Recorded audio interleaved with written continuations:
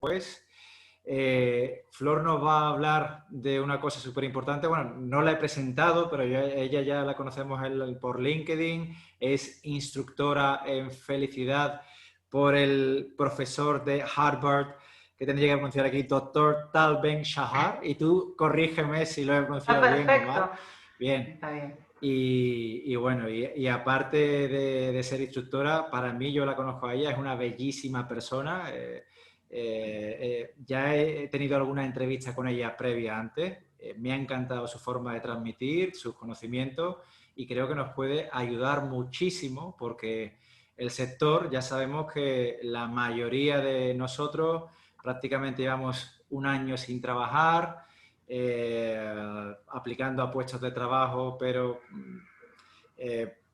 hay muy pocas posibilidades o pocas ofertas de empleo, hay muchísima gente fuera, sigue todavía la incertidumbre y hay mucha gente que me pregunta, oye, Víctor, ¿cómo hacemos para mantenernos positivos? ¿Cómo hacemos para mantener la autoestima alta sin poder trabajar?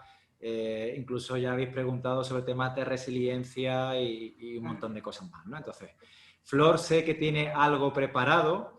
Entonces ella va a empezar a trasladar un poquito. Flor tiene todas las preguntas, las he estado revisando Sí. con sumo cuidado. Entonces ella va a explicar, yo vi que lo último que colgó ayer es, voy a enseñarles una estrategia maravillosa, seguro que sí, basada en la ciencia para trabajar nuestra autoestima y alinearnos con nuestras metas. Yo le pido permiso a Flor, ahora ella va a hablar, va a compartir con nosotros esa herramienta, y si yo te hago así, Flor, simplemente me gustaría simplemente pararte para reforzar algún concepto o algo que hayas explicado, y en todo caso que dar una pausa para que los que estemos aquí, si te quieren preguntar sobre lo que acabas de explicar, pues que te puedan preguntar, ¿vale? Es decir, antes, para que no sea como muchas veces que todo va de golpe y se queda la gente con ganas, nos vamos poquito a poco, y cada concepto, si yo veo o si lo veis necesario, me levantáis la mano así, o ya vi el otro día que Julio le daba y salía una manita, yo no sé todavía cómo funciona eso, pero bueno, se le puede dar Ah, la sí. manita. Sí, hay Entonces, una parte ahí en participantes, pero bueno, no importa, después bueno, lo analizamos. Ahora somos pocos, puede ser así. se puede hacer así, entonces como se Sí. quiera. Entonces, Flor, somos todo oídos, así que cuando tú Bueno, quieras, un placer escucharte. sí. Yo les iba a decir lo mismo que dijo Víctor. O sea, yo voy a hablar, preparé algo como para tener digamos, un tronco sobre lo que conversar, pero me interrumpen con tranquilidad, no hay ningún problema, me preguntan sus dudas, lo que quieran. Gracias por la presentación, Víctor. Nada. Yo necesito compartir, no sé si puedo, compartir unas slides. Tengo ¿vos me das el permiso? ¿Dice Varios, share screen? listo. No. Ya ¿Listo? teóricamente, ya le he dado, ya puedes compartir Esto si tú es, esto quieres. es. Listo. Les voy a...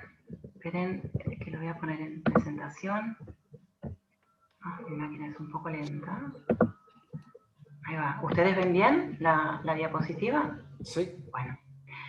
Eso, como dijo Víctor, vamos a hablar de justamente de cómo poder mantener la mirada en las posibilidades que hay más allá de todo lo que está pasando. Y en ese camino, fortalecernos emocionalmente, ¿no? Indirectamente trabajar en la autoestima.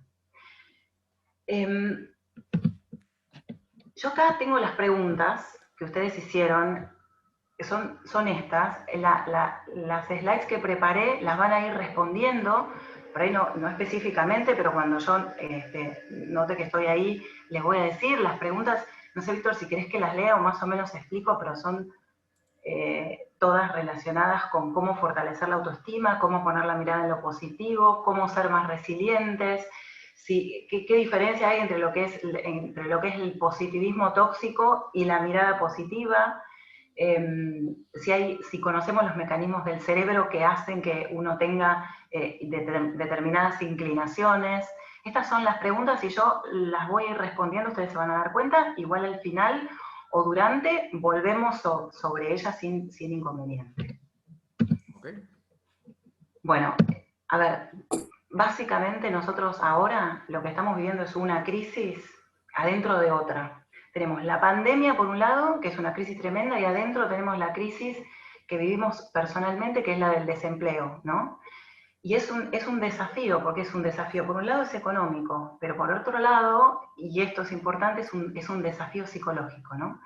Estamos en una montaña rusa, en un mismo día sentimos todo tipo de emociones, vamos de por ahí un momento de alegría al momento siguiente un ataque de estrés o de ansiedad o de incertidumbre, de no saber cómo van a ser las cosas. Y es normal que esto afecte nuestra autoestima, es normal que nos sintamos con menos valor, que no sepamos qué hacer para salir de esa situación, porque es un duelo, ¿no? Toda crisis es un duelo. Y hay una frase por ahí que a mí me encanta que dice que no hay que desaprovechar nunca una buena crisis. Y esto tiene que ver con que una crisis nos enseña, con la resistencia que nos opone a trabajar en la resiliencia, ¿no?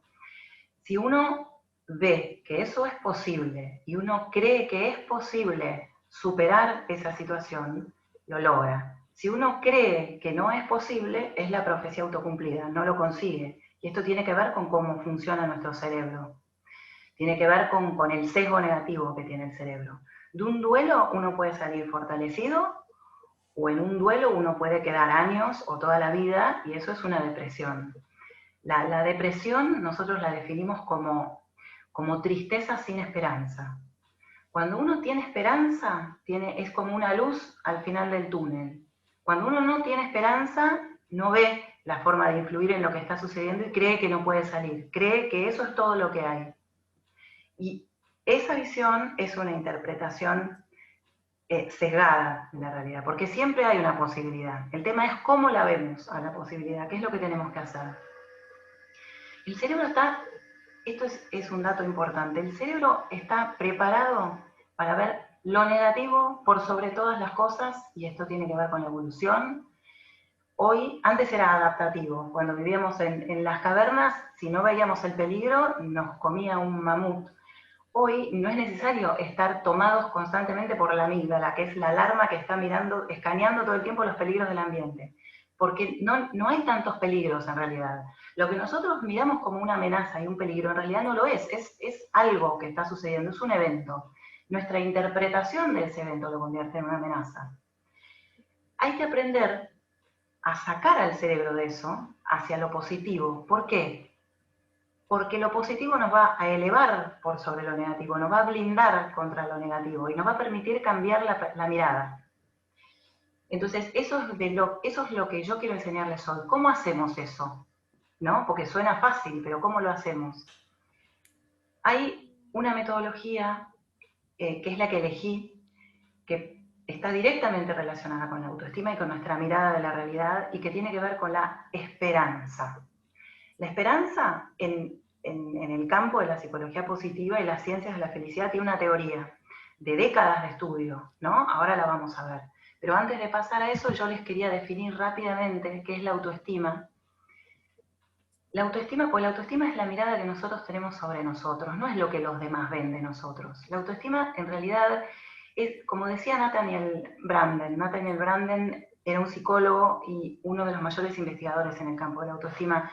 Él decía, de todos los juicios que nosotros emitimos, el más importante es el que nos hacemos a nosotros mismos. Es nuestra mirada sobre nosotros. Y eso es la autoestima. La actitud que tenemos hacia nosotros. Es si nos vemos o no nos vemos capaces de enfrentar los retos del destino, los retos de la circunstancia, y si nos vemos o no nos vemos dignos de felicidad, ¿no? Merecedores de algo mejor que lo que tenemos. Eso es la autoestima. Cuando la autoestima está sana, uno tiene resiliencia, ¿no? Uno tiene herramientas para levantarse cuando se cae, uno se puede regenerar, tiene amplitud de mirada, por ende detecta oportunidades. Cuando la autoestima está dañada, y es normal en esta situación que lo esté, no vemos nada, porque estamos encerrados en el sesgo negativo, y el sesgo negativo limita, encierra, porque es lo que el cerebro quiere. ¿Por qué? Porque si nosotros movemos la atención de lo que consideramos peligroso, nos puede pasar algo, y lo que el cerebro quiere es que sobrevivamos. Entendamos que no necesitamos hoy tener esa mirada tan cerrada, porque no está viniendo el mamut. Entonces vamos a ver cómo salimos de ese lugar. Y es con la esperanza, ¿no? La esperanza es es nuestra capacidad para pensar en que hay algo más allá de lo que estamos viendo. Imagínense que están en un cuarto oscuro y tienen una linterna. Prenden la linterna y la enfocan al suelo. Y ven las grietas, la humedad, bichos, cucarachas. Su atención va a ir ahí, que es algo negativo, y atrás de la atención va a venir toda su línea de pensamientos, todo su estado emocional, todo su comportamiento. Va a estar alineado con donde ustedes tienen el foco, ¿no? Que es en eso negativo. Pero si levantan la linterna y enfocan la pared, y ven en la pared, por ejemplo, un Rembrandt, un Picasso, o más arriba una ventanita con algo de luz, la experiencia de esa situación va a cambiar, ¿no? Va a cambiar. No va a eliminar lo negativo que vieron antes. Eso va a seguir estando, pero le van a haber agregado algo nuevo a la mirada. Van a tener una perspectiva un poco diferente. Va a haber una posibilidad que antes no veían. Por eso la importancia de ampliar la mirada. Y este es el ejercicio que vamos a hacer con la teoría que les voy a presentar, que es la teoría de la esperanza. ¿Y qué es la esperanza para la ciencia? Hace Flor, tiempo que la ciencia... Sí, perdón. por hacer una pequeña pausa, porque yo estoy aquí anotando una cantidad de ideas, de información que me parece súper valioso, que podríamos reforzar un poquito antes de meternos en el método, pero incluso antes de eso, os pregunto a vosotros, ¿tenéis alguna pregunta de lo que acaba de decir Flor hasta ahora? Porque estás diciendo muchísimas cosas. Yo he apuntado aquí una serie de cosas que si no tenéis ninguna pregunta, paso a reforzar algunas cositas que ha dicho ella. Pero si no, primero, ¿tenéis alguna pregunta? Flor, hola, ¿qué tal? Una pregunta, ¿por qué el cerebro tiende a llevarte a lo negativo de forma por default? ¿O por qué busca? ¿Por qué mi cabeza va a lo negativo? El cerebro humano, a ver, el cerebro no evolucionó tan rápido como la civilización, para ponerlo en un ejemplo práctico, fácil de entender. La civilización se desarrolló muy rápido, los cambios, la tecnología, o sea, vivimos en un mundo cómodo. El cerebro todavía no hizo esa evolución y este cerebro con algunas diferencias, porque lo que sí se desarrolló es la parte frontal, que es la parte emocional. La parte reptiliana, que es donde está la amígdala, que es es la alarma que detecta las amenazas, sigue funcionando igual. Lo primero que sale a funcionar cuando hay algún peligro es eso, porque el cerebro escanea el peligro porque nos quiere defender del peligro, porque nos quiere que sobrevivamos. Eso funciona igual que cuando vivíamos en las cavernas y teníamos que salir a cazar. Igual. Lo que tenía que hacer el ser humano era, si escuchaba un ruido, esconderse o salir corriendo, ¿no? Que es la respuesta de lucha, huye o quédate congelado. Se llama así la respuesta automática. Vos vas por la calle, escuchás una frenada atrás de un camión, automáticamente como que te viene como un miedo, te das vuelta y qué susto, ¿no? ¿Qué pasó? Pero si vas caminando y ves adelante tuyo, por ejemplo, un amable señor que ayuda a una viejita a cruzar la calle, te puede conmover, qué amable este señor, pero no te genera la misma reacción. Esa es la diferencia entre lo que genera lo positivo y lo negativo en nuestro cerebro. Uno vive en ese estado. Por eso decimos que es desadaptativo. No nos ayuda hoy. Hay que salir con esfuerzo de ese lugar. Y si me permite, Flor, por complementar esa respuesta todavía más, Julio, mira, yo tengo aquí un dato que a mí me encanta, dice, y que uno sí, posiblemente Flor lo tenga parecido igual. Se dice que al cabo de cada día tenemos unos 50.000 pensamientos diarios, de media, 50.000 pensamientos diarios. De esos 50.000 pensamientos diarios, mínimo el 80% son negativos. Fíjate qué cifra, el 80% son negativos. Y la razón principal es que nuestro cerebro, como ha dicho Flor, está programado para la supervivencia, para sobrevivir, no para vivir. Por lo tanto, cualquier detalle, como ha dicho ella, cualquier cosa negativa nos llama más la atención, nos atrae muchísimo más que cualquier parte positiva o que nos pueda dar. Entonces, para mí ese dato es súper importante, es decir, entender que nuestro cerebro está programado para sobrevivir y que la tendencia es a pensar en negativo. Pero ese pensamiento negativo es producto del miedo, el doctor y sí, pero bueno, no me quiero aquí enrollar. ¿Se entiende, Julio, el por qué tenemos Perfecto. tantos pensamientos negativos? Gracias, Flor. Vale. Sí, es tal cual. Asusta eso, pero no hay que asustarse porque, bueno, justamente para darle un poquito de contexto a esto, lo que la ciencia a la que yo me refiero cuando hablo de la ciencia es la psicología positiva, que es una corriente que ya tiene más de casi 40 años de existencia. ¿Qué hace la psicología positiva que viene apoyada por las neurociencias? Empezar a estudiar todo lo que hace que nosotros podamos mejorar, elevar el bienestar y funcionar de la manera óptima, que es lo que no se había estudiado con la psicología tradicional. La psicología tradicional miraba cómo resolver esos sesgos negativos del cerebro. Pero a veces el problema no tiene solución. Y lo que tenemos que hacer es enfocarnos en otro lado para salir de lo negativo y encontrar la solución en lo positivo, que es lo que nos va a ayudar, ¿no? Ese es el contexto. Por eso enfocarnos en lo positivo, que no tiene que ver con la irrealidad, sino lo positivo que ya existe, ¿no? Y la esperanza, ¿por qué la esperanza nos ayuda? Miren cómo define la ciencia a la esperanza. La ciencia dice que la esperanza es nuestra creencia y la confianza de que vamos a poder controlar las cosas en el futuro. El futuro no es dentro de 20 años, ¿no? El futuro puede ser más tarde, mañana, dentro de unos meses.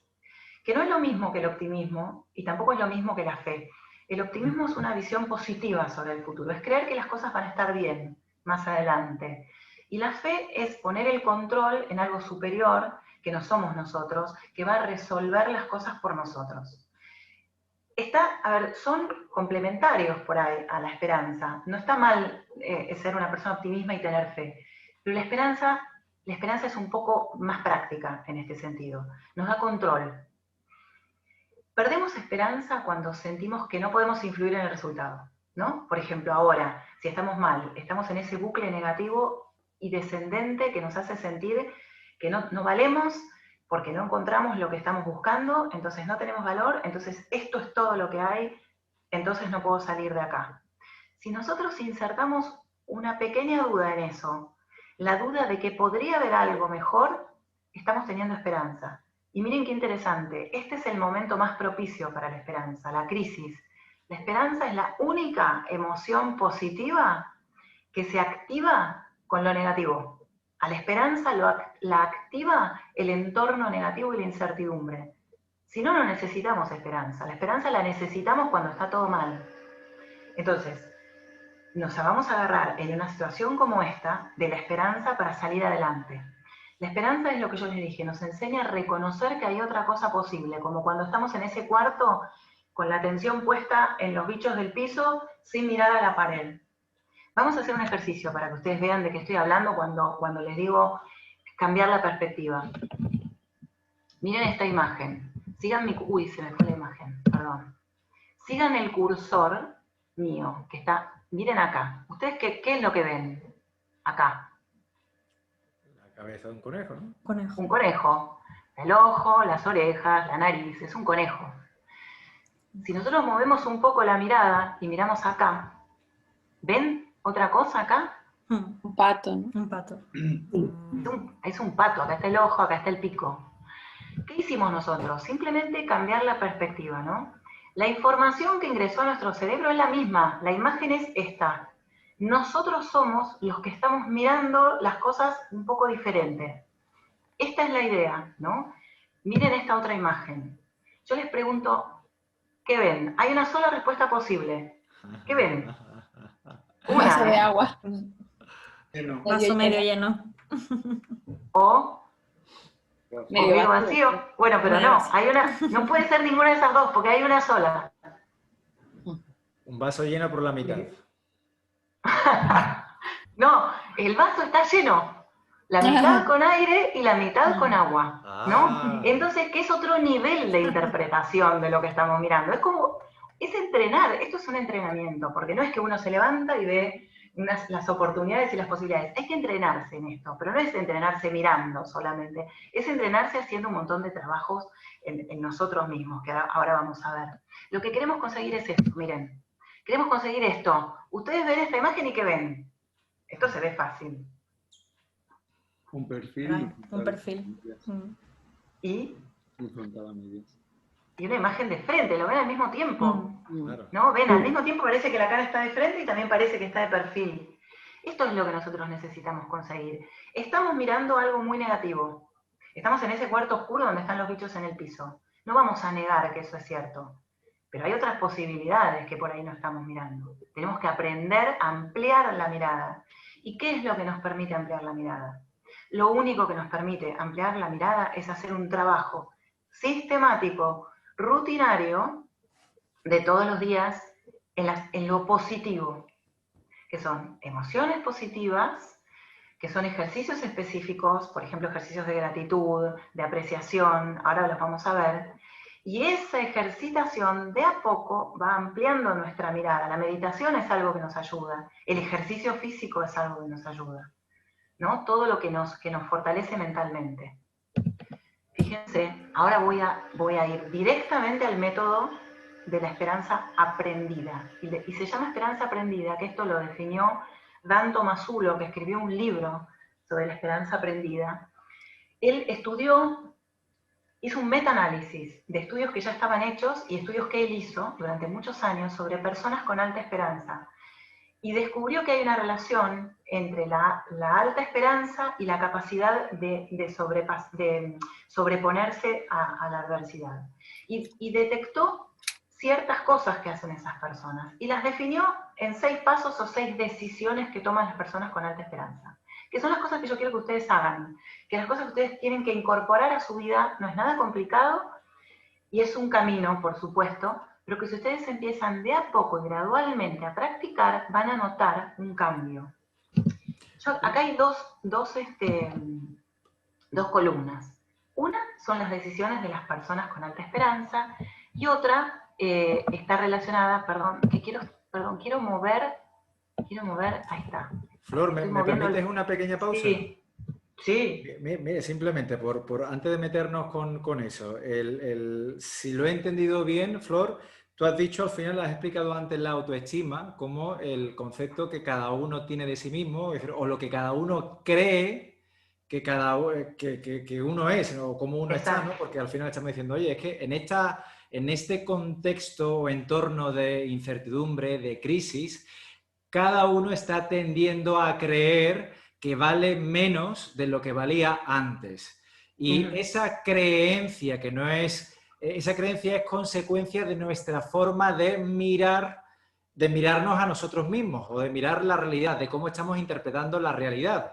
Por eso estás explicando que la esperanza es como esa capacidad de ver más allá de lo que nuestros 5 sentidos nos permiten ver, o esa capacidad de ampliar o entrenar nuestra forma de ver la realidad, de mirarnos a nosotros mismos, porque al final nuestra autoestima es consecuencia de nuestra actitud, de cómo nos vemos, de cómo nos miramos. Que ya hemos visto que por las imágenes que has puesto, que muchas veces nuestra mirada está distorsionada, o simplemente con ese tipo de ejemplos no estamos mirando la realidad tal cual es, sino que es que nos estamos yendo para un lado o para otro en función de nuestro estado de ánimo o lo que sea. Entonces, conclusión, si queremos empezar a trabajar nuestra autoestima, mejorar lo que creemos que somos o lo que creemos que valemos, lo que Flor nos está proponiendo es que tenemos que empezar a entrenar la esperanza, que no es más que esa forma de ver la realidad y de mirarnos a nosotros mismos. ¿Lo he dicho bien? ¿Te he resumido bien? Perfecto, pero mejor que yo, Víctor. No. Un resumen perfecto. Es eso, o sea, nuestra autoestima va a empezar a sanar en la medida que nosotros seamos capaces de ver más allá de lo primero que ingresa como información a nuestra cabeza, ¿no? Hay que desafiarse a interpretar un poco más allá de lo primero que nos imaginamos que las cosas son. Lo que creemos sobre nosotros viene muy relacionado con lo que estamos experimentando, ¿no? Claro que sí. Entonces ese entrenamiento de a poco nos va a sacar de este lugar. Bien. Y este es el trabajo que nos propone la teoría que debemos hacer sobre nosotros. Acá tenemos 2 columnas enfrentadas. Una son las decisiones, nos muestran las decisiones que nos limitan la esperanza, que limitan nuestra capacidad de ver más allá. Y la otra, la de la derecha, son las decisiones de las que toman las personas con alta esperanza y que ven más allá. Entonces, cuando uno está en el punto 1, vemos las situaciones como fijas, como inmutables, ¿no? Es una creencia que tenemos sobre la realidad que nos frena, que nos impide avanzar. Estamos tomados por el sesgo negativo, creemos que las cosas son así y que no hay nada que podamos hacer para modificar el resultado. No tenemos esperanza. Recuerden que yo les dije que la esperanza es la creencia de que podemos influir en la realidad. ¿Qué hacen las personas que creen que pueden? Buscan, miran, escanean activamente por posibilidades, por oportunidades en la situación adversa. Cada obstáculo se puede transformar en una oportunidad. Depende de nosotros, ¿no? Depende del trabajo que hagamos mirando lo que está pasando. Entonces se enfocan en lo que está bajo su control. Hay un montón de cosas que no podemos controlar. La mayoría de las cosas no podemos controlarlas. No podemos controlar que si mandamos un CV la otra persona nos responda o no. No lo podemos controlar. Lo único que podemos controlar es que el CV que estamos mandando sea lo mejor posible, lo más adecuado, digamos, siga los consejos de los que saben de cómo tiene que ser un CV, ¿no? Le estoy poniendo un ejemplo muy burdo.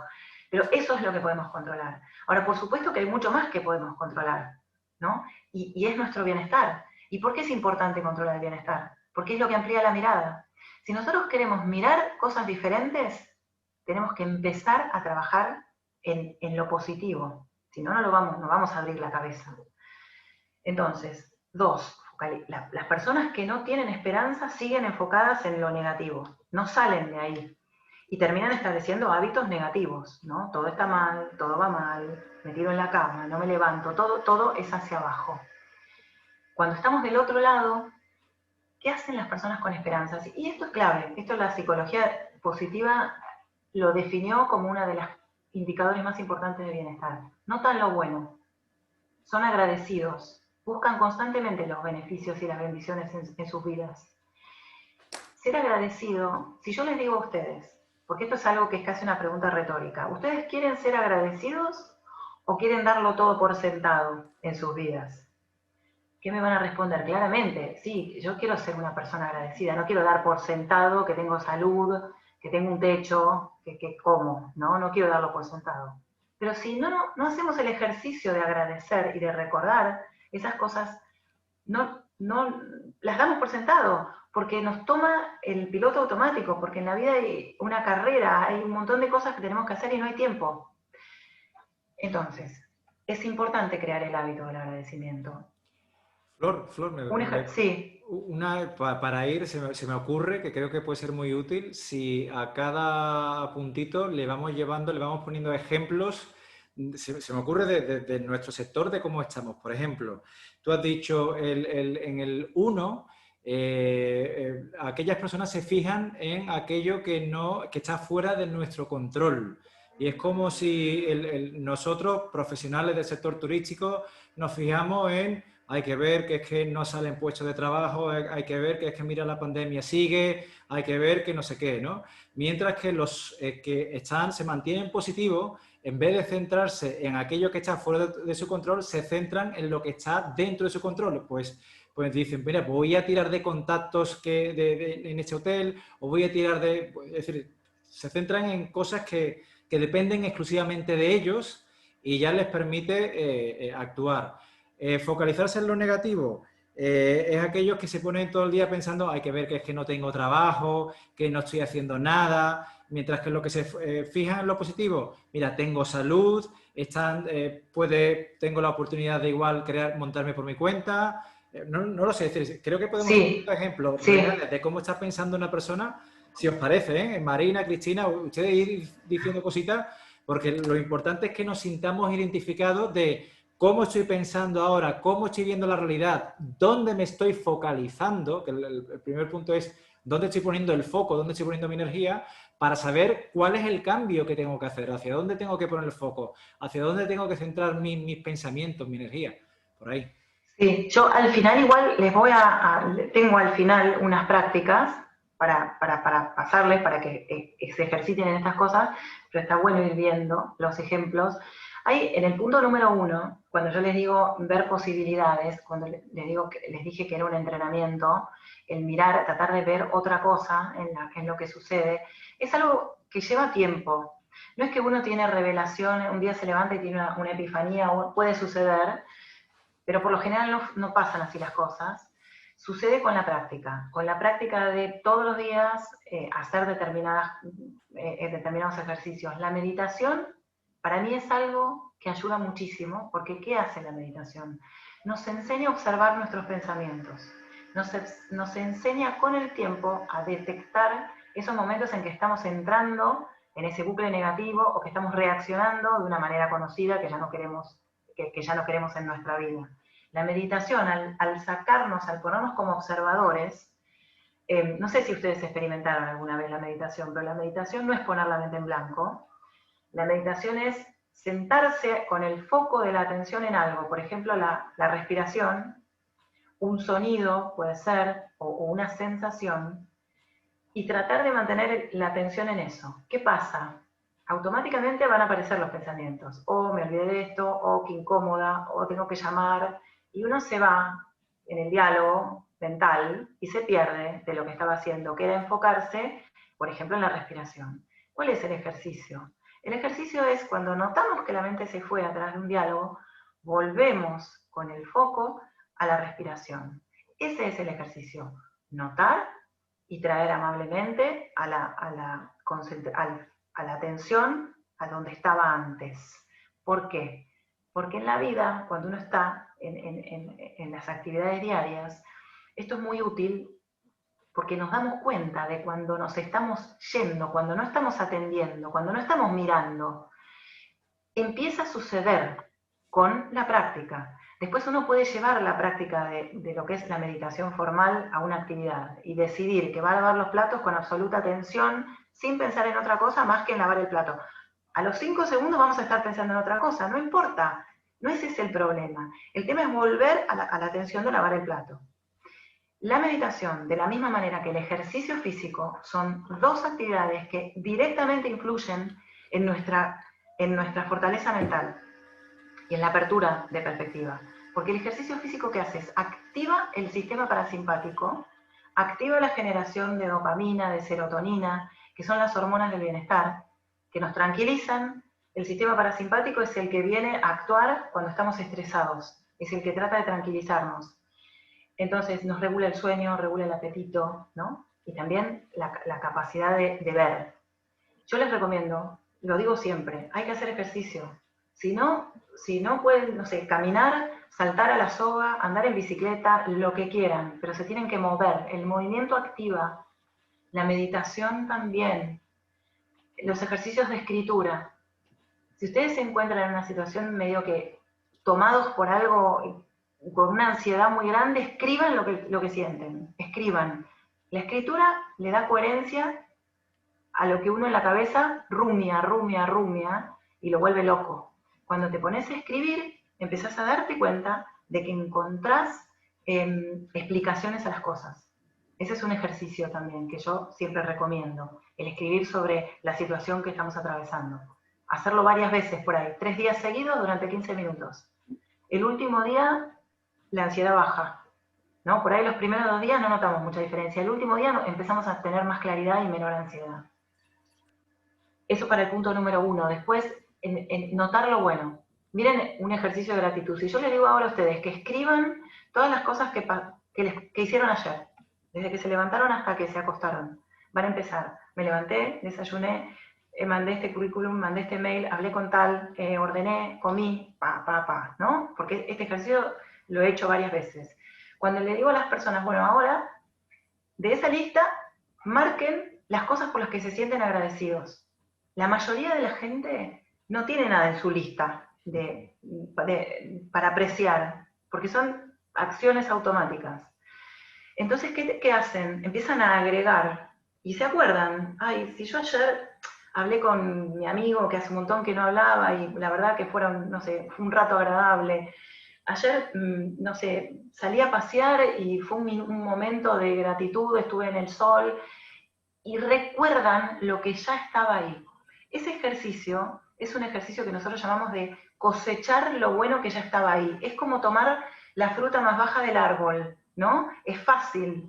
Cosechemos lo que ya está ahí, que está bueno, y traigámoslo al presente con apreciación, pongámonos los anteojos de apreciar y sintamos la emoción de eso que está ahí, porque hay muchas cosas buenas en nuestra vida. Yo a la mañana, antes de bajar de la cama, me siento y lo primero que hago es agradezco porque me late el corazón y estoy viva y tengo un día más en este mundo para hacer lo que me gusta, para estar con mis hijos, para vivir, básicamente, y es una oportunidad. Podría no estar en este mundo, podría no haberme levantado. Y después recuerdo 3 cosas del día de ayer que fueron buenas para mí, que me hicieron sentir bien. Puede ser cualquier cosa, o sea, no es necesario que sea una gran cosa, puede ser una pavada. Tráiganlo como un ejercicio diario. Pueden hacerlo de día, pueden hacerlo de noche. Y después, empiecen a preocuparse por hacer cosas que les hagan bien. No solamente todo el día estar preocupados por conseguir lo que están buscando. Dedíquense un ratito a hacer algo que les hace bien. Puede ser, esto es cultivar emociones positivas. Esto puede ser mirar una serie, una película que les da risa. Escuchar una canción que les gusta. Leer 3 páginas de un libro. Hablar con alguien que les da felicidad. Dar una caminata, no sé, lo que quieran. Tomarse un té especial, que es el té que es su té preferido, vayan y se lo compran y se lo toman sin hacer otra cosa al mismo momento, sin chequear el teléfono en el mismo momento. Tengan sus momentos de disfrute. Ustedes piensen que una emoción pesada, algo que es negativo, es una piedra en nuestro saco. Y una emoción positiva es una pluma. O sea que tienen que hacer muchas más cosas buenas para, yo no le digo ni equiparar lo negativo, para digamos, superar eso negativo. Tienen que hacer más de lo bueno, ¿no? Hasta que se den cuenta de que nos está afectando positivamente. En el punto número 3, las personas que no tienen esperanza se concentran en sus debilidades, en todo lo que no pueden. Las personas que tienen esperanza se concentran en sus fortalezas, en todos los valores que los pueden ayudar a salir adelante. Yo después les voy a dar una dirección en internet a donde se pueden meter, hacer un test excelente, que después les voy a explicar de qué se trata sobre sus fortalezas.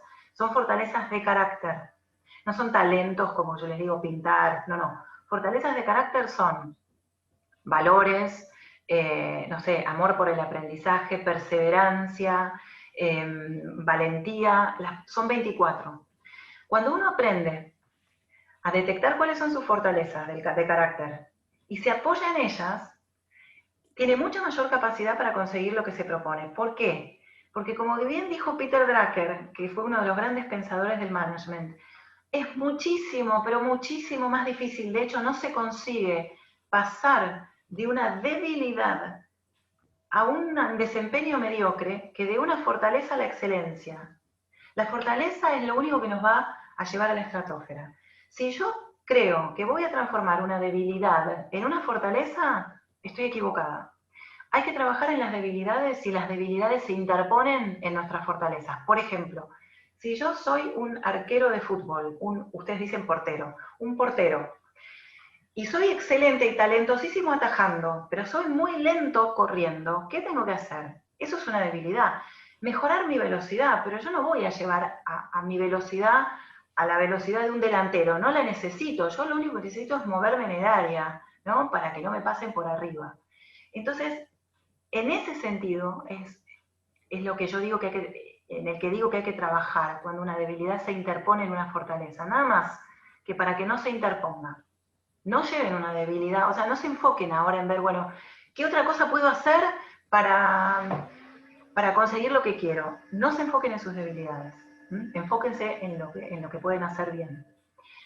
El 4, permanecer sin compromiso y sin desafíos. Esto es como cuando uno está en una depresión, como que no se desafía a más, no se compromete con nada. Las personas con esperanzas, ¿qué hacen? Establecen micrometas y las van todo el tiempo ajustando y recalibrando de acuerdo a lo que pasa. Todo el tiempo puede ser diariamente. Si yo me puse una meta de conseguir 10 y conseguí 5, bueno, entonces me la voy a recalibrar, me voy a acomodar esa meta y me voy a decir, bueno, me voy a desafiar a 7, no me voy a desafiar a 10. Y si veo que no llego, bueno, la recalibro, 6,5, ¿no? Y las micrometas pueden ser, en un día, contestar 3 emails, ordenar una habitación, comer con mi familia, hacer 4 llamados, ¿no? Esas son micrometas. las cosas que nos ordenan el día. Cuando uno siente que su día está bajo control, el cerebro siente que todo está bajo control. Y para el cerebro es lo mismo la micrometa que el gran objetivo de la vida. Es lo mismo. Entonces, baja la ansiedad. Si ustedes se hacen una rutina, y después vamos a ver lo de la rutina, y se establecen algunas micrometas para el día, fácil, o sea, piensen siempre, la fruta más baja del árbol. Las tienen que poder conseguir. Si no ven que no llegan, las ajustan, las recalibran, ¿no? Para no perder la dirección y siempre mantenerse en actividad. El 5, permanecer sin sentido de significado y valor en la vida. Eso es lo que hace una persona que no tiene esperanza, o sea, no hay propósito, no tiene sentido, nada tiene sentido. Las personas con esperanza, que ven posibilidades, tienen un propósito. El propósito no tiene que ser un gran propósito, tiene que ser algo importante y significativo para uno. A veces el propósito es tener una familia feliz, a veces el propósito es cambiar el mundo, a veces el propósito es escribir un libro, no sé. Cada uno va a tener el suyo y se tienen que aprender a conectar con ese propósito. A mí, yo les doy un ejemplo y algo que ayuda siempre a conectarse con el propósito y que yo hice. Cuando uno está muy mal, a veces sirve ayudar a los demás, comprometerse con ayudar a otros. En el ayudar a otros, uno ve su valor y su aporte, ¿no?, funcionando en vivo. Y uno ve lo que aporta al otro, uno ve que ayuda. Y eso automáticamente eleva la autoestima, automáticamente eleva nuestro valor. Y aunque no lo crean, les abre la cabeza y los ayuda a ver nuevas posibilidades. Cuando empezó la pandemia, en marzo del año pasado, acá por lo menos en marzo se cerró todo, yo creo que a la semana me había quedado sin todos mis trabajos. Nada, cero, mi marido sin el 50% de sus trabajos. Y así seguimos durante casi todo el año 2020. ¿Y yo qué hice? Dije, bueno, ok, me tengo que reconvertir, tengo que hacer algo. Empecé a hacer todas estas cosas que yo hubiera orientado a cursos y programas de capacitación pagos en empresas o para personas, todo gratuito lo hice. Así como estoy haciendo ahora, yo todo el año 2020 hice las cosas así. ¿Qué me empezó a pasar? Yo empecé a participar mucho en LinkedIn, yo soy además periodista, entonces el contenido es algo que a mí me gusta escribir. Entonces dije, voy a volcar todas mis fortalezas en esto. Empecé a escribir, empecé a conectarme, bueno, nos conocimos con Víctor, empezamos a hacer cosas en conjunto, empezaron a surgir, empecé a ver, y me empezaron a surgir posibilidades laborales. Y de hecho me empezaron a contratar, me empezaron a llamar, yo no vendí nada, me empezaron a llamar, porque me veían en acción, porque yo ayudaba a la gente, uno me contactaba con otro. Esta es la idea de la película Cadena de Favores, ¿no? Es dar y alguien te dio, bueno, da a otros hacia adelante y las cosas van a empezar a pasar, y las cosas pasan. Esto te ayuda a conectarte con tu propósito. Es fuertísimo para conectarse con el propósito. Hay intervenciones en lugares, por ejemplo, en chicos que están en la extrema pobreza o expuestos a la violencia o a las drogas, que no saben cómo sacarlos. ¿Y qué hacen con esos chicos? Los meten en programas a donde esos chicos ayudan a otros chicos que están igual que ellos o peor. Y esos chicos logran ver su valor y empiezan a salir de esas situaciones. Miren lo fuerte que es ayudar a otros.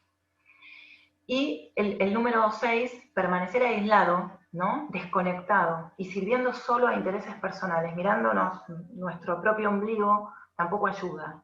¿Qué hay que hacer? Salgan a conectarse, conéctense. Este grupo, esto que están haciendo, hablar, tengan una rutina y el hábito y recuérdenselo. Hoy me voy a conectar con tal, hoy le voy a preguntar a tal cómo está, hoy voy a tener una conversación con mi amigo del alma, sin hacer otra cosa en el mismo momento, sin navegar por internet al mismo momento, una conexión real. Estas son las redes de apoyo que nos ayudan a seguir adelante, las personas en las que tenemos confianza y que nos quieren bien, y las personas que vamos conociendo en el camino y con las que nos juntamos para transitar juntos lo que viene, ¿no? Ahora, estas son las 6 cosas que hacen las personas con esperanza, y estas son las emociones positivas sobre las que ustedes pueden trabajar. Son 10, están definidas por la ciencia, por la psicología positiva. Bárbara Fredrickson escribió un libro sobre las 10 emociones positivas, y ella dice que hoy las emociones positivas son tan importantes para la supervivencia del ser humano como lo era antes las emociones que uno considera negativas, pero en realidad no lo son, porque no hay emociones ni positivas ni negativas, las que nos mantenían afuera del peligro, ¿no? El mirar lo negativo es, por supuesto que es una emoción para nuestra supervivencia. Si estamos cruzando la calle, no queremos pensar que no nos va a pisar el camión, ¿no? Queremos ver el camión y salir corriendo. En ese momento nos sirve. En el resto de la vida no. Entonces, estas emociones ustedes pueden decidir, por ejemplo, agarrar una por semana y cultivarla. Alegría, interés, serenidad, gratitud, diversión, orgullo. Orgullo tiene que ver mucho con la autoestima. Asombro, inspiración, esperanza y amor. Pregúntense, ¿qué me da alegría? ¿Qué me hace sentir interesado? ¿Qué me gustaría aprender? ¿Qué es lo que me causa? ¿Qué me genera serenidad? Conectarme con la naturaleza, meditar, escuchar música, descansar.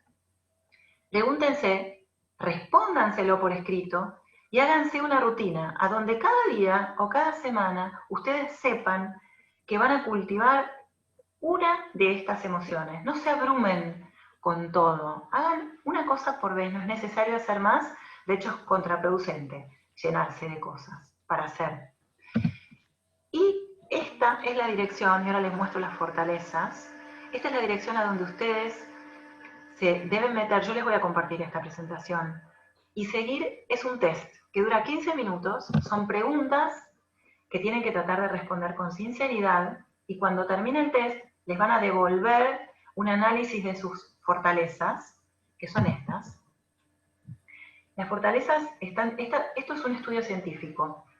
Se juntaron durante más de 10 años los popes del campo de la psicología y también de las ciencias sociales, algunos sociólogos, y se pusieron a investigar cuáles son las fortalezas que están presentes en todas las culturas del mundo conocidas y que todos los seres humanos podrían tener. Identificaron 24 y que están divididas en 6 virtudes. Las virtudes son esta columna de la izquierda: sabiduría y conocimiento, valor, humanidad, justicia, moderación y trascendencia. Cada una de estas virtudes tiene algunas fortalezas asociadas. Ustedes, cuando hacen ese test, en la medida que responden, el test va a empezar a evaluar cuáles son sus fortalezas y les van a salir las 24 en una lista. Las primeras 5 son las fortalezas que los caracterizan a ustedes. Son esas 5 que a lo largo de su vida van a poder ir cambiando de orden, porque esto tiene que ver con el momento que están pasando. Pueden cambiar, esto les va a traer solamente una conciencia de lo que hoy es más importante en su carácter. Por ejemplo, les puede salir creatividad, amor por el aprendizaje, y también les puede salir esperanza, liderazgo. Lean de qué se trata y traten de traerlas a su vida diaria. Y pregúntense, igual que con las emociones positivas, si una de mis 5 fortalezas principales es el amor por aprender. ¿Qué puedo aprender hoy?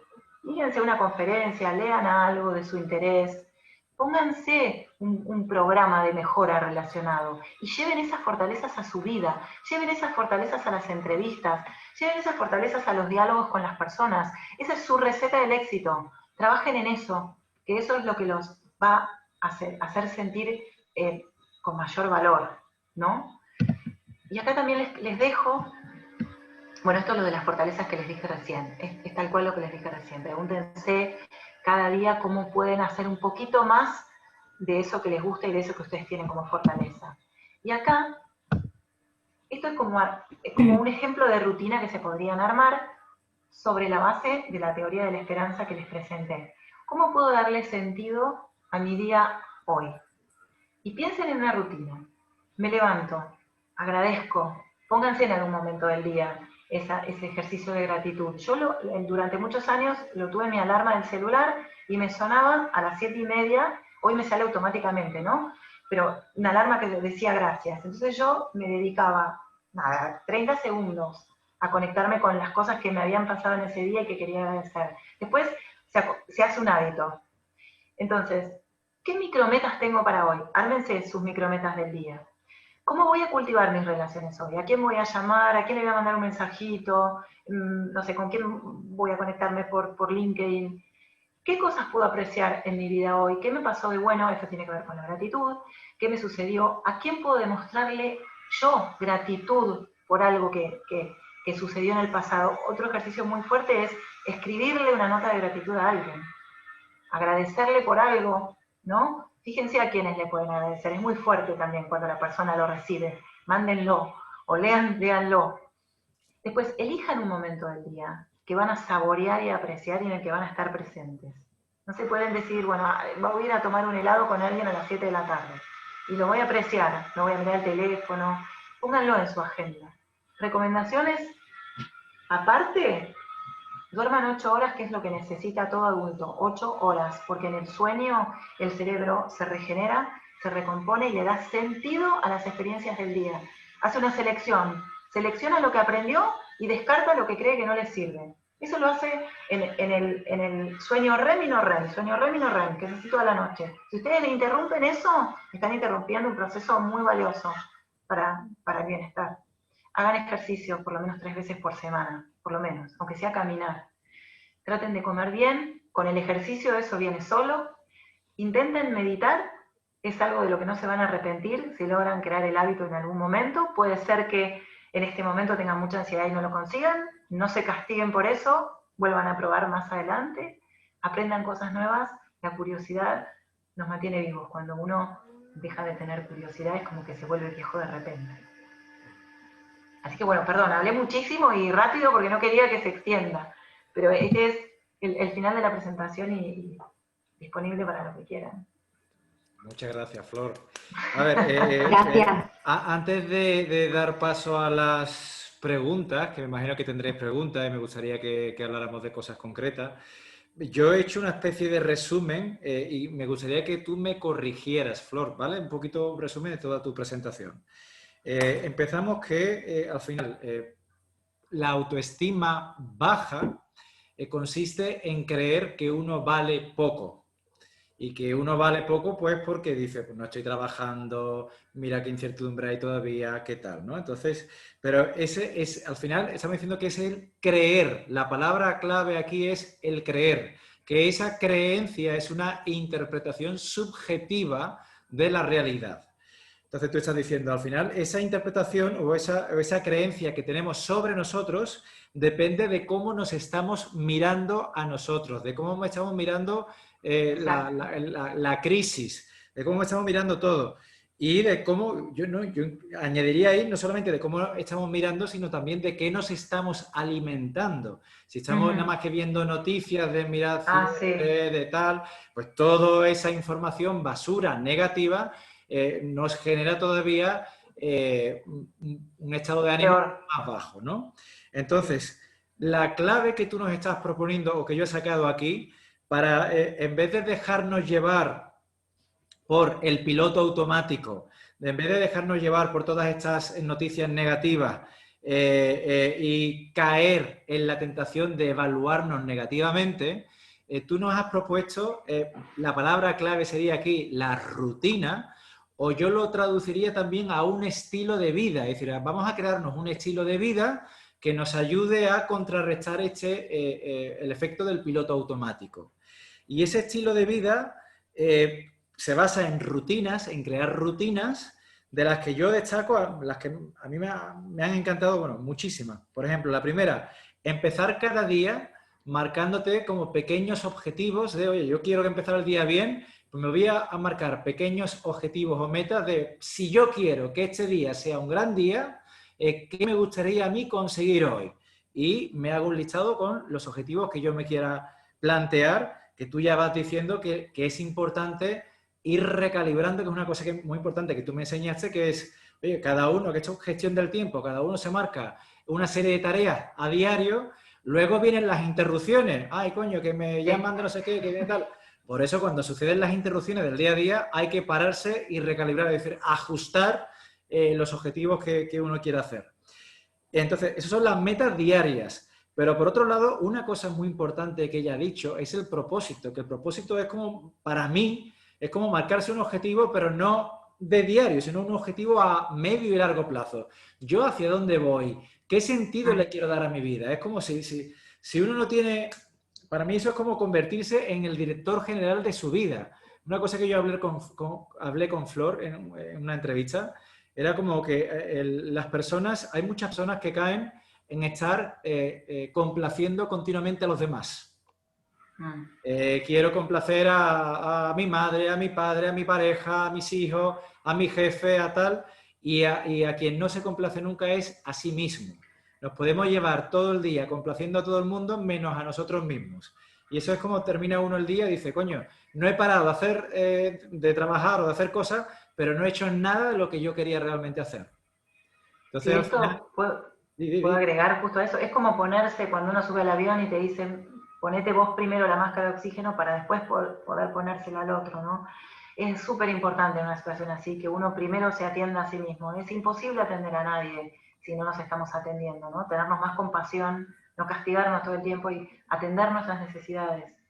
Totalmente. Perdón, No. Y estamos diciendo que al final la crisis que estamos pasando, me ha gustado mucho que cuando has puesto la comparativa de los 6 comportamientos de uno y de otro, el que tiene la autoestima negativa se tiende a pensar como que todo es negativo, que todo es fijo, que no va a cambiar, mientras que el que tiende a pensar en positivo tiene una mirada más a largo plazo, y para mí ahí viene el beneficio. Si uno se marca un objetivo a medio y largo plazo, eso no depende. Sabemos que la crisis es algo que yo la veo como una tormenta pasajera, puede durar 1 año, puede durar 2, pero pasará.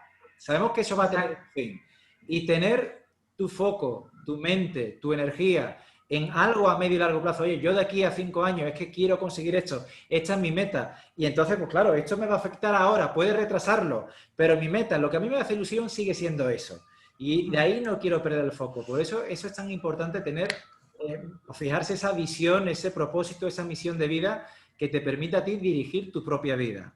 Luego, otra cosa súper importante que me ha encantado que ha dicho Flor, es el mantenerse activo, o yo diría que proactivo, incluso, fíjate, ayudando a los demás, que es precisamente lo que estamos haciendo en este grupo tan bonito, que ahora vamos a empezar con el feedback y tal, y más cositas que van a surgir, pero se trata de, vamos a mantenernos activos, vamos a ayudarnos unos a otros. Yo os puedo asegurar que yo estoy disfrutando de lo lindo, nada más que revisando currículum y dando observaciones y tal, y yo, coño, y la gente te lo agradece, no hay nada más bonito que la gente te agradezca, es que ya eso está. Y ya están las otras cositas que está diciendo ella, de hacer ejercicio, de hacer meditación, una cosa muy bonita que es escribir sobre lo que siento, que me parece una magnífica manera de gestionar las emociones, es pararte y soltar en un papel todo lo que uno siente, el ser agradecido de lo que uno tiene, no de lo que uno no tiene, y otra cosita que me ha encantado es el dedicarse un ratito. Es como si, eso lo trabajo yo mucho con mis clientes, es como decir, yo 1 hora al día quiero para mí. Claro. Eso es como, yo tengo mi rutina de mañana igual que Flor. Yo por la mañana, a las 6 de la mañana comienzo mi día y yo tengo mis 20 minutos de deporte, 20 minutos de meditación y 20 deporte, meditación y yoga, y estiramiento y tal, ¿no? Esa es como mi horita del día que a mí me recarga de energía, me mantiene focalizado en lo que yo quiero y me alimenta positivamente, ¿no? Entonces, clave de todo lo que ha dicho Flor al final. La autoestima baja viene de no hacer nada, de centrarme en lo negativo, de ver constantemente las noticias y tal. Y lo que ella está proponiendo básicamente es decir, que empecemos a construir una serie de rutinas que construyan un estilo de vida que nos mantenga positivos, que nos mantenga activos, que nos permita estar con la atención o el foco en el medio y largo plazo. Y eso me parece súper importante. Y en las posibilidades. Me hiciste acordar de una definición sobre la creencia. Hay 2 tipos de mentalidades, la mentalidad fija y la mentalidad de crecimiento. La mentalidad fija es la que cree que las cosas son inmutables, que son así, que uno vino con determinadas cuestiones al mundo y que no las puede modificar y que se tiene que conformar. que las cosas no van a cambiar. La mentalidad de crecimiento es la que cree que puede modificar las cosas con el esfuerzo. Y les doy un ejemplo, hay un libro escrito sobre esto, con un montón de ejemplos de deportistas, de personalidades famosas, de políticos, de hombres de negocios, de mentalidad fija y mentalidad de crecimiento. Y por ejemplo, está comprobado, personas que tienen de nacimiento un coeficiente intelectual mucho más alto que la media, pero que tienen mentalidad fija, no consiguieron su máximo potencial. Y enfrentados a personas que no tenían la misma inteligencia de nacimiento, pero que se esforzaron, perseveraron y ante cada caída se volvieron a levantar y aprendieron de los errores, llegaron mucho más lejos. Y los superaron, deportistas que superaron a talentos innatos que tenían mentalidad fija. O sea, miren lo importante que es creer. Creer que se puede es poder, creer que no se puede es no poder. Así que es como que ahí está la base, ¿no? Y si uno tiene la intención de que, perdón, y esto es lo último, cuando uno se levanta y dice, yo tengo la intención hoy de ser más amable, piensen cuáles son los comportamientos que van a hacer que sean más amables. Aten un comportamiento a la intención. Qué bueno. Y yo a eso le añado, no, Flor, si tú eres aquí, ahora te van a acribillar a preguntas, espero. Yo solamente quiero ahora decir o reforzar una cosita más. Tú has definido la esperanza. A mí hay una definición de esperanza que me encanta. Para mí la esperanza es una decisión y es una decisión que la cita es la siguiente. La esperanza es decidir triunfar ante cada adversidad de la vida. ¿Vale?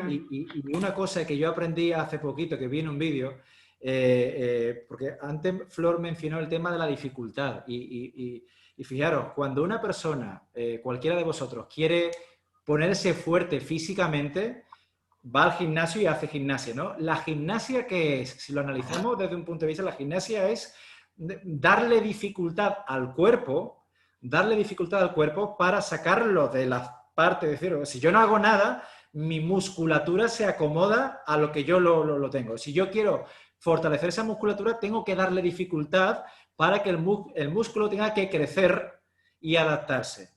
Bueno, pues ahora podemos ver la vida, que la vida nos pone dificultades, nos pone crisis, nos pone coronavirus, como una forma de sacarnos de la zona de comodidad y obligarnos a crecer para evolucionar como personas.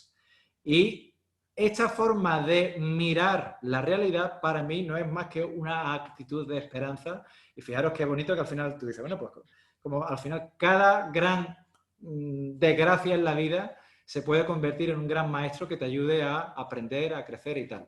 Y ya dejamos aquí toda la parte espiritual y ahora nos vamos a las preguntas concretas porque había muchas preguntas. Yo recuerdo, Julio, sobre la resiliencia y tal. Han quedado preguntas por ahí. Ahora, no sé, empezamos por Ana. Venga, Ana. Sí, bueno, yo tenía una pregunta en relación a la diapositiva de las decisiones.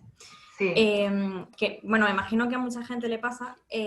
A mí, por ejemplo, yo soy una persona muy positiva y además muy activa, pero a veces estoy como en un punto medio de las dos. Yo quería preguntar si era normal o sano a veces estar de un lado y otras veces estar como ahí en el medio. Quizás lo importante es saber cómo levantarte de esa situación o de esa pues, negatividad en la columna de decisiones que limitan la esperanza. Igual eso es lo importante o es muy sano, o sea, lo más sano o lo mejor es estar todo el tiempo de ese lado, de estar siempre positivo. Ahí va mi pregunta de la positividad un poco... tóxica. Sí, un poco tóxica, sí. O quizás un poco de positividad falsa, que a veces hay gente que cae en eso. Exacto. No, por supuesto que uno no está siempre saltando en una pata, ni puede estar completamente todo el tiempo en el lado bueno, ¿no? Porque no es así. Y acá es súper importante entender que nos tenemos que dar el permiso de ser humanos, porque las emociones no son ni buenas ni malas, ni morales ni inmorales. Las emociones son como la ley de gravedad, que no es ni buena ni mala, existe y hay que acatarla. Entonces, si nosotros estamos sintiéndonos, si sentimos envidia, si sentimos celos, si sentimos ira, si sentimos lo que sintamos, es normal. Hay que dejar que eso fluya y pase, y hay que permanecer con esa emoción y entender que algún mensaje nos traen, tratemos de evaluar qué puede ser lo que nos está pasando, qué es lo que estamos resistiendo, pero lo peor que podemos hacer es resistir y negar que nos sentimos así y tratar de falsamente sentirnos de otro modo. Sí, con la intención de salir de ahí, sabiendo que queremos salir de ahí, si queremos empezar a sentirnos mejor y obligarnos a salir y obligarnos a hacer algo que en un principio no nos sentimos inspirados a hacer, está bien, pero siempre aceptando que estamos sintiéndonos de este modo. De ese modo la emoción no es permanente, eso va a pasar. Hay cosas que ayudan a las emociones a pasar, ¿no? Por ejemplo, que uno si tiene que descargar y llorar, que llore, si quiere hablar con alguien, que hable. También escribir es una forma de descargar. Pero vos no podés estar todo el tiempo del lado de la emoción positiva, porque eso es falso, vas a tener momentos en que no. Pero vos date el permiso para estar en ese lugar. Y después también trata de levantarte y salir de ese lugar. Vos vas a tener unas técnicas. Y decir, bueno, ahora ya está, ya pasé mi momento de permiso de ser humano, ahora me voy a hacer otra cosa. Si no sería falso, como vos decís, tóxico. Es negar algo que existe. Vale.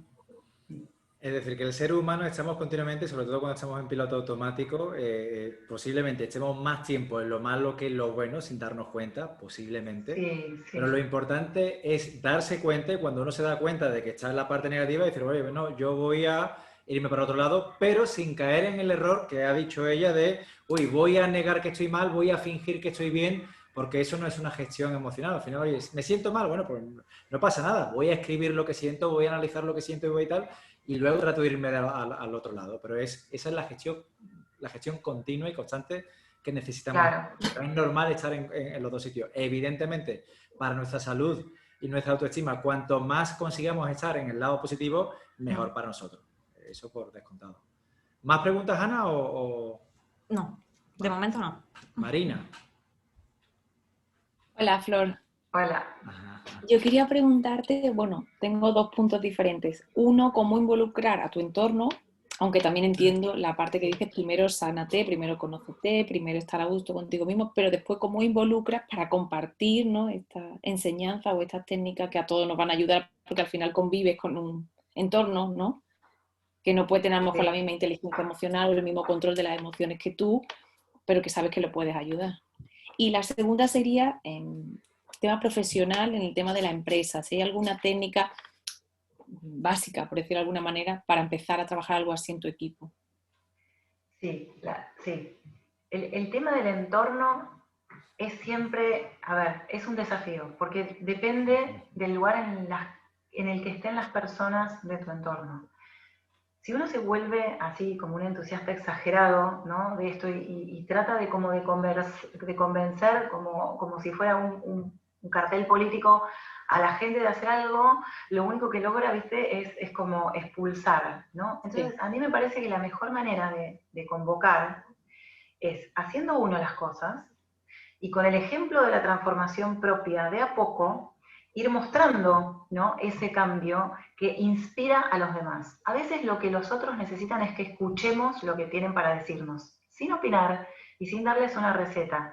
Y dejar que, por ejemplo, que nos hablen sobre lo mal que están, sobre lo pésimo, y escuchar.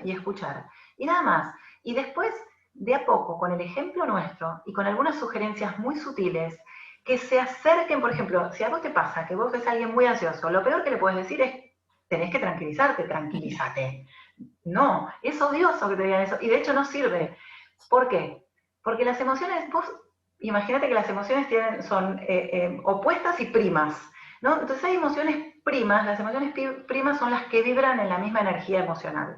Por ejemplo, el miedo o la sensación de que hay una amenaza, y la ansiedad, vibra igual que el entusiasmo, ¿no? Vibra muy parecido. Uno puede ir de la sensación de ver algo como amenaza a ver algo como desafío, ¿no?, que te está desafiando. Uno puede convertir esa emoción de amenaza en desafío. Uno no puede convertir la ansiedad que genera la amenaza en tranquilidad.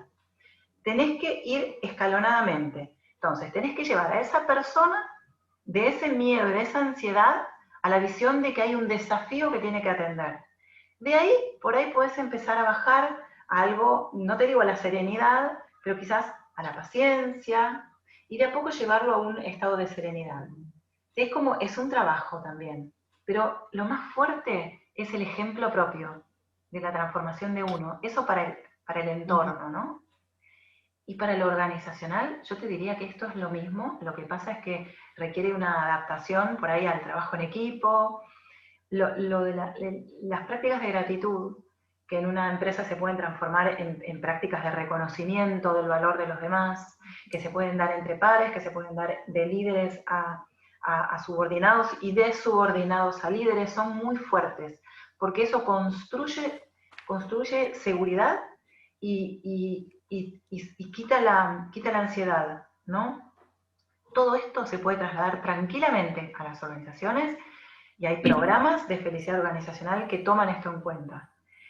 Hay prácticas que son personales, prácticas que son en equipo y prácticas que tienen que ser hábitos en una organización.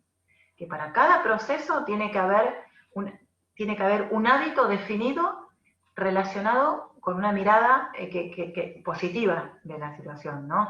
Si la empresa quiere ser una empresa que reconozca el valor de su gente, tiene que reconocerlo explícitamente en la comunicación y tiene que reconocerlo diciéndole el líder a la persona, el compañero. Tiene que haber un método para que uno pueda felicitar. Tiene que haber un método, tiene que haber un ritual y un comportamiento, como en tu propia vida. Yo no sé si vos querés llevar esto a una organización o si tenés algún interés especial, después podemos hablar, después contactame y decime específicamente qué es lo que te interesa y... Gracias. Bueno, ahora mismo estoy desempleada, pero la idea en la gestión de equipo, lo que siempre he querido hacer, que por ejemplo yo meditaría, ¿no? A lo mejor una vez en semana en equipo, pero hay gente que es muy reacia o que no conoce. Pero pensando otras técnicas, pues me gusta a lo mejor eso que has dicho de la gratitud o de hablar de algo bueno de tu compañero. Gracias. No, de nada, pero bueno, si quisieras explorar más, no dudes en preguntarme. Ahí la clave, ha salido una palabra que me ha encantado, que es el liderazgo. Y fíjate que lo has puesto tanto, me valdría la palabra liderazgo tanto para el entorno familiar como para el entorno laboral. En el entorno familiar, ha dicho ella, primero llevarlo en el entorno familiar es un desafío, y yo también, la pareja, los niños, tal, y ha dicho una cosa muy importante. La diferencia entre el líder y jefe, ¿cuál es? El jefe es el que trata de imponer y obligar a los demás que lo hagan, ¿no? Pero la obligación, la imposición siempre genera rechazo. Si tú tratas de obligar a tu pareja, a tus niños, oye, ahora todo el mundo vamos a hacer esto, porque tal, pues te vas a encontrar con una pared y tal. Y lo que ha dicho ella, no. El liderazgo se basa en el ejemplo. Céntrate en ti, que eso depende exclusivamente de ti. Te centras en ti y con el ejemplo y los resultados posiblemente vas a arrastrar, vas a atraer a que tu familia diga, coño, mira qué bien lo está haciendo Marina, mira qué bien que está radiante, está sonriente, está feliz, ¿cómo lo hacen? ¿No? Pues tal. Y en la empresa pasa exactamente lo mismo. Si esto lo queremos trasladar a la empresa, todo, esto ya ahora voy a meter mi perspectiva, mi experiencia profesional, todo depende del liderazgo. Porque, a ver, yo he hecho formaciones en liderazgo, en inteligencia emocional, en empresas y han tenido un efecto, pero un efecto limitado, porque para que esto se pueda implantar bien en la empresa, todo cambio, y esto ya lo he contrastado con grandes profesionales, todo cambio tiene que venir liderado desde arriba. Es decir, si la dirección, la cúpula... Fíjate lo que decía Nacho el lunes, ¿no? Bien, nosotros tenemos esta cultura, es una cultura y aquí lo ponemos como requisito. El que quiera entrar tiene que ir a por esto, ¿no? Ahora, si tú imagínate, si tú quieres intentar implantar una cultura Six Senses en una empresa familiar que los de arriba dicen esto es hierba, esto es tal, pues por mucho que traiga a Flor, a mí o a quien sea, va a costar la misma vida. Es decir, al final el cambio tiene que empezar por arriba. Y por muchas herramientas o programas que haya, todo tiene que empezar por arriba. Pero bueno, esa es mi opinión. Sí, es cierto. Cristina, ¿tienes preguntas? ¿Me escuchas, Cristina? Creo que Hola, ¿qué tal? Hola. Hola, ¿qué tal? ¿Tienes preguntas? Sí, bueno, mi pregunta prácticamente ha sido contestada. Era ¿qué herramientas nos ayudarían a la hora de aumentar nuestra autoestima? Vale, o sea... Claro, sí, todo lo que vimos, y hay muchísimo más, ¿no? Que yo todo el tiempo hablo en LinkedIn de esto, así que si les interesa, y conversan conmigo y yo estoy encantada de poder acercarles las cosas que necesiten. Hay que seguir a Flor. Hay que seguir a Flor. Ajá. No ciegamente, ¿no? No dije eso, ¿no? Como conversar. No, por supuesto. Julio. La verdad que Flor has contestado las preguntas que había puesto en el post. Lo has vinculado todo muy bien y gracias por la aclaración. Sí que entiendo que, por lo que has explicado, la parte rectilínea bloquea un poco al cerebro cuando siente una amenaza, ¿no? Entonces, yo en el post que publiqué también hacía preguntas de por qué nuestro sistema reacciona ante una situación de ansiedad o estrés con el bloqueo, en el sentido de que quizá a veces tu palabra y tu cerebro no están conectados para que tú puedas transmitir lo que estás pensando o lo que quieres comunicar en ese momento. Sí. Imagino que te juega la mala pasada debido a la amenaza, ¿no? Te pones en tensión y hace que... Y bueno, perdónanos y luego lo último, te quería preguntar también si consideras que las técnicas PNL de programación neurolingüística podrían ayudar a mejorar o reforzar la autoestima y aliviar los pensamientos negativos. Mira, vamos a las dos preguntas. Primero hay un poquito de la primera. El tema de, vos sabés que la parte reflexiva del cerebro está acá, ¿no? Es la parte frontal. Cuando el cerebro está tomado por la amígdala, por la parte reptiliana, esto se calla la boca, ¿no? Silencio, se cierra. No reflexionás, porque lo que hace el cerebro es quitar recursos de cualquier otro lugar que no sea de la parte que va a escanear las amenazas. De hecho, ¿qué es lo que te pasa en la respuesta del estrés? Es que la circulación, el corazón se te acelera, la sangre empieza a fluir y viene la adrenalina, porque vos tenés que salir corriendo, ¿no? Eso es, salir corriendo es lo que vos tenés que hacer. Entonces, si vos te comiste algo, la sangre no va al estómago, se va del estómago hacia tus extremidades para que salgas corriendo. Mirá todo lo que pasa en el cuerpo. Entonces, no vas a pensar bien. Vos tenés que aprender a generar entre todo estímulo, dijo Viktor Frankl, el autor de un libro maravilloso que se llama El hombre en busca de sentido. Entre todo estímulo y toda reacción hay un espacio. Ese es el espacio en que vos tenés que tratar de colocarte para pensar. Es muy difícil. Entonces necesitas entrenarte en generar ese espacio. Yo soy una convencida de que la meditación es una gran herramienta para aprender a pararnos en ese espacio. Vamos a seguir siendo tomados, por supuesto, por la amígdala en un montón de situaciones, pero nos vamos a dar más cuenta que antes. Vamos a aprender a que en ciertos momentos ya no vamos a ser tan tomados por la amígdala. En el caso de que vos te sientas bloqueado, creo que tu pregunta era ante una entrevista o ante una situación que te sentís en blanco, es como un examen. Hay un estudio un método que desarrolló Joe Tomaka, es un investigador también, un psicólogo. Él se puso a investigar por qué había alumnos que frente a un examen se ponían en mente en blanco y no podían responder, y habían estudiado y sabían, pero cuando estaban en esa situación colapsaban. Y entonces empezó a trabajar en lo que se llama replanteamiento cognitivo, que es trabajar en los pensamientos, en cómo vos estás interpretando lo que pasa. Entonces, ¿cuál era lo que se repetía? La condición que todos compartían común. Que veían eso como una amenaza. Entonces, ¿qué hizo? Les enseñó a interpretar eso, no como una amenaza, sino como un desafío. Como les dije, no los llevó de la amenaza a la paz, sino de la amenaza al entusiasmo por ir al examen. A entender que se iban a poner a prueba, pero que no era de vida o muerte, y que también el error era permitido, que se podían equivocar y si les iba mal, no se iban a morir. Es todo un trabajo, ¿no? Cognitivo. Pero es importante entender que este clic que hace la cabeza, el cerebro, cuando interpreta de otra forma la realidad, es lo que te ayuda a salir de ese lugar. El ejercicio también ayuda, sí. Para hacer ese clic se me ocurre simplemente una pregunta a modo de técnica rápida que cada uno se pueda llevar, ¿no?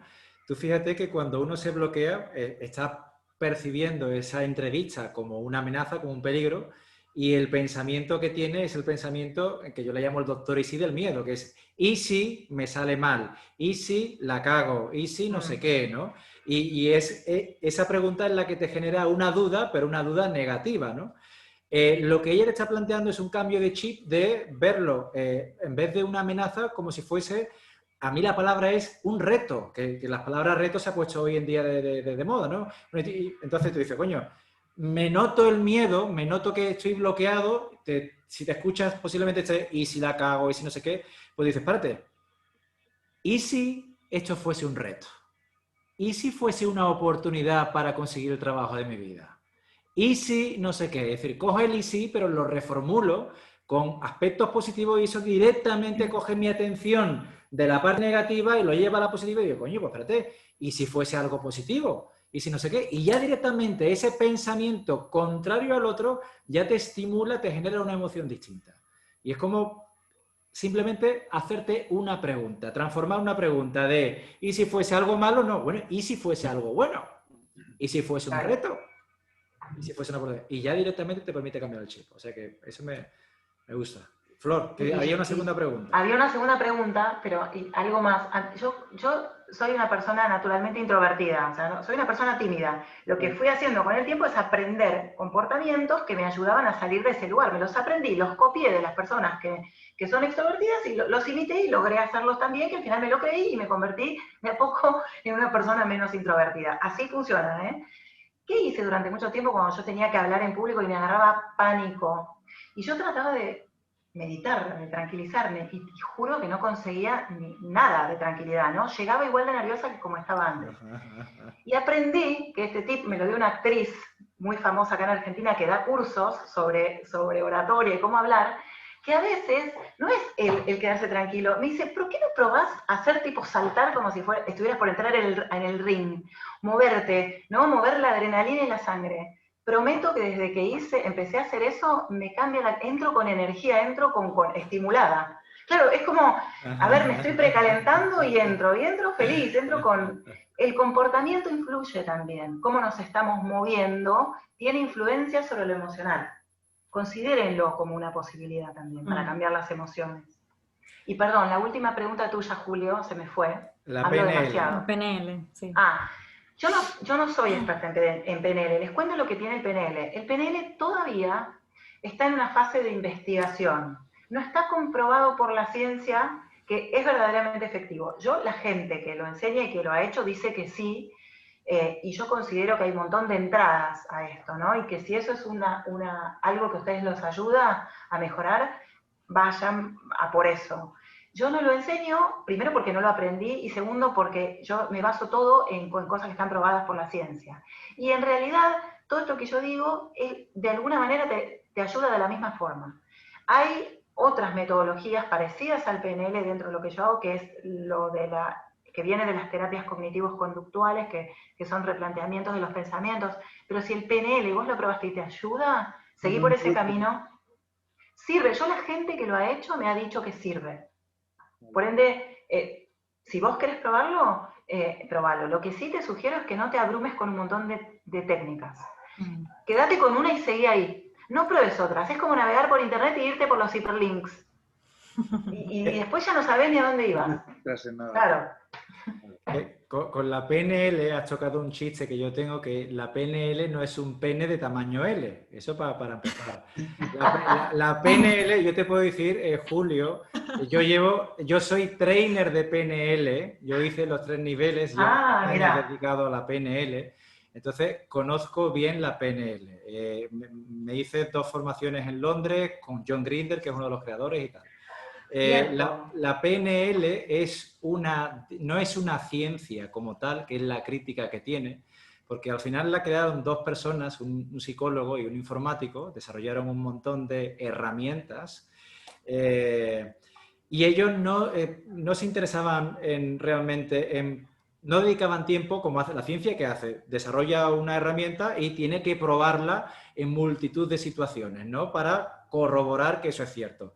Ellos simplemente, la PNL se define como el modelado de la excelencia. Es decir, ellos cogían personas que hacían algo muy bien, la observaban y de ahí extraían como el patrón de comportamiento, es decir, el patrón para que una persona pueda aprender a replicar esa capacidad sin tener que aprender por el ensayo y error, ¿vale? Entonces, sacaron un montón de técnicas sencillas y prácticas, pero la crítica que tiene es que eso no ha tenido el estudio detrás de oye, esto no se ha investigado y tal. Yo que llevo ya 10 años con esto, luego, por las neurociencias, cada día veo que las neurociencias van corroborando y confirmando muchas de las cosas que la PNL ya puso en práctica, ¿no? Y para mí la PNL es mi base. Ahora, cuando dicen las técnicas de la PNL, para que te hagas una idea, yo me formé en los 3 niveles, eso es como, imagínate, hay 100 herramientas, y yo de esas 100 herramientas, después de 10 años, utilizo 20. Porque de esas 80 herramientas, es decir, la PNL, hay tantas y tantas y tantas herramientas que muchas de ellas, fíjate, una de las críticas que ellos se hacían a sí mismos, que la PNL salió como un poco como consecuencia de que había muchos terapeutas que eran capaces de trabajar con personas y ayudar a otras personas, pero eran incapaces de, cuando tenían el problema, ellos, de autoaplicárselo. Esto es la terapia convencional, ¿no? Entonces ellos dicen, ¿cómo puede ser posible que una persona tenga herramientas, pueda aplicarla con otra persona y no pueda aplicarla contigo, ¿no? Entonces la PNL quería un poquito buscar ese hueco, es decir, herramientas que sirvieran tanto para aplicarlas hacia otras personas y aplicarlas hacia ti mismo también. Pero de todas esas 80 herramientas, como te digo, se utilizan en terapia, se utilizan en muchísimos campos. Yo la utilizo como base del liderazgo, pero al final para la inteligencia emocional. Entonces, cuando hablamos de PNL, ahí hay muchísimas herramientas, hay muchísimos libros y uno se puede perder. De hecho, fíjate, para mí la PNL fue lo que supuso el cambio en mi vida de ser ingeniero a dedicarme a día de hoy al tema del liderazgo, la inteligencia emocional y tal. Y yo reconozco estas historias, estas anécdotas, cuando yo no sabía a qué dedicarme, mi hermano, yo tengo 2 hermanos, mi hermano mayor me soltó un libro que ponía Máster de PNL. Bueno, pues yo aquel libro empecé como a leerlo y digo, esto era infumable. Julio, yo no entendía nada, me echaba para atrás. Lo único que me atrajo de aquel libro era que decía, oye, la PNL es como una especie de manual de cómo funciona tu cerebro. Y aquello me llamó mucho la atención porque es cierto, oye, tenemos aquí un cerebro que es como un Ferrari, pero lo estamos conduciendo como si fuera un 600. No sabemos manejarlo. Entonces, que te dijeran, oye, no, pues puedes entender que tienes botones, que tienes cosas que puedes aprender a manejar para tú guiarte a ti mismo en vez de dejarte llevar por el piloto automático. Aquella fue el interruptor que me encendió y de ahí pues me fui a hacer la primera formación, aquello me cautivó, ya la siguiente y así hasta el día de hoy. Pero PNL, es decir, herramienta para mí fundamental, las neurociencias lo están demostrando, pero te puedes perder también, si no sabes, te puedes perder y leyéndose, bueno, habrá muchos libros, los que yo me he leído, algunos son más fáciles, otros son más complejos y aquí hay que meterse poquito a poco en ese... ¿Me recomiendas alguno, Víctor? Bueno, no, si no es ahora ya me dirás. Lo puedo echar un vistacito. Por lo menos leer un poco y que me dé una idea. Yo más que buscar un libro de PNL como tal, yo siempre al final, yo soy una persona muy práctica, Julio, y yo trato más que buscar un libro, como me dicen, oye, un libro de inteligencia emocional o un libro de PNL, un libro tal, digo, no, dime cuál es tu problema y yo te buscaré un libro para darle solución. Claro. Pero no busques una herramienta como tal, es como cuando vamos a una formación y Flor lo sabe, yo quiero aprender herramientas, digo, ¿herramientas para qué? Si las herramientas, tú puedes tener muchas herramientas, pero si luego no sabes dónde usarlas o para qué usarlas, vas a seguir igual de perdido. Entonces tú dime cuál es tu problema y yo te puedo facilitar la herramienta a aplicar. Pero son cosas distintas. ¿Vale? Chicos, ¿ha ido bien la cosita o no? Gracias, muy bien. Muy bien. Muy bien. ¿Os ha quedado alguna preguntita por ahí pendiente o alguna cosita que aclarar o...? ¿No? Por ahora no. Muchas gracias. Vale. Pues les quiero compartir les paso el PDF, no sé, te lo paso a ti o se los paso por LinkedIn. ¿Se puede poner el LinkedIn disponible? No lo sé. Sí, o se los paso por privado, digo, para que tengan las cosas claras, porque si no se van a olvidar, sí. ¿no? Sí, en principio se los pasas, tú tienes el contacto de todos ellos, ¿no? ¿O Flor? Creo que sí. ¿Estáis en contacto? Ustedes pusieron todos ustedes las preguntas en... Sí. Sí, bueno, yo los están busco, y si Sí. no le pregunto a Víctor, y se los paso por LinkedIn. Y se los pasa, exactamente. Y yo ya pondré, cuando yo voy a hacer una publicación un poco con el resumen de todo esto, y pondré que quien quiera el PDF, pues que te lo pueda pedir a ti. Me Ok. refiero a gente que no haya podido estar aquí. Bueno, pues Ok. así, si os parece bien, le damos un pequeño aplauso a Flor para agradecerle su actividad y el Gracias tiempo que nos ha dado. Muchas gracias. a Y ustedes. nada, Gracias, sí. estamos en viernes, es fin de semana ya prácticamente, y simplemente daros las gracias de corazón a todos vosotros por estar aquí también y dedicar vuestro tiempo a todo esto. Estamos en el grupo para ayudarnos. Fíjate que ya nos ha dicho Flor que tenemos que ayudarnos, que eso nos hace sentir más valiosos. Así que vamos a ponerlo en práctica, vamos a seguir ayudándonos y cualquier idea que se os ocurra, por favor, a mí, a Flor, lo que sea, ¿vale? Por supuesto. Perfecto. Pues Muchas chicos, gracias. que paséis un feliz fin de Cuídate, semana. gracias. Igualmente, Gracias. gracias. Hasta luego. Gracias.